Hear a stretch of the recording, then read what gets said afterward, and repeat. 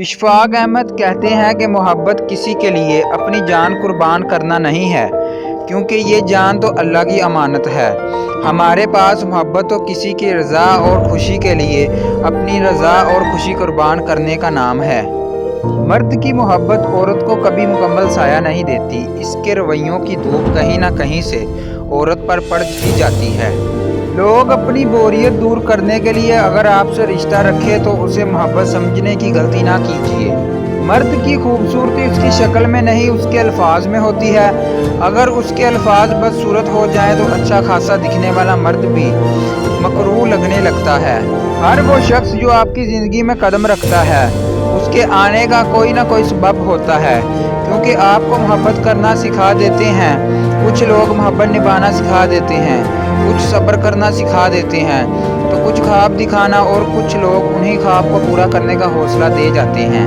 کبھی ہم بہت چاہ کر بھی کسی کی چاہت میں شامل نہیں ہو سکتے، ان کے لیے اہم نہیں ہو سکتے، ہماری کمی انہیں محسوس نہیں ہو سکتی۔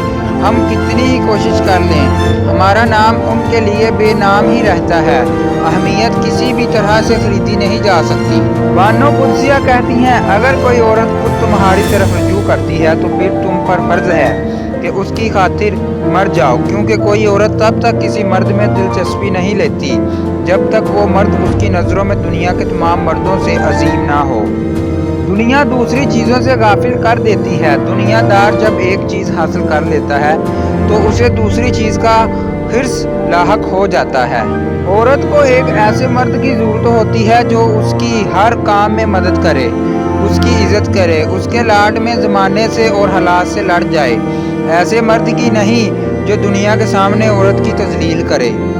اس دنیا میں سب سے خوفناک چیز یہ ہے کہ آپ کبھی بھی اپنے ساتھ کسی کی اصلی نیت نہیں جان سکتے۔ تین چیزیں کبھی واپس نہیں آتی: بولے گئے الفاظ، گزرا ہوا وقت اور ٹوٹا ہوا بھروسہ۔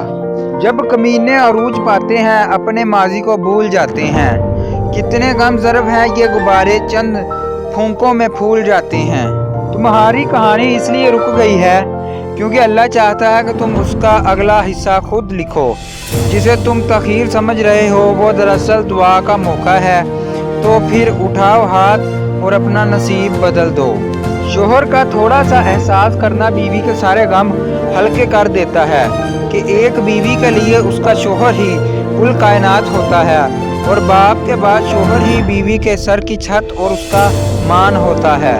اس چیز کا غم نہ کریں کہ آپ نے غلط انسان پر اپنی محبت ضائع کر دی ہے، کیونکہ اللہ تعالیٰ وہی محبت آپ کو صحیح انسان کے ذریعے واپس لوٹا دے گا۔ زندگی میں ایک ایسے شخص کا ہونا بہت ضروری ہے جس کو دل کا حال سنانے کے لیے لفظوں کی ضرورت نہ پڑے۔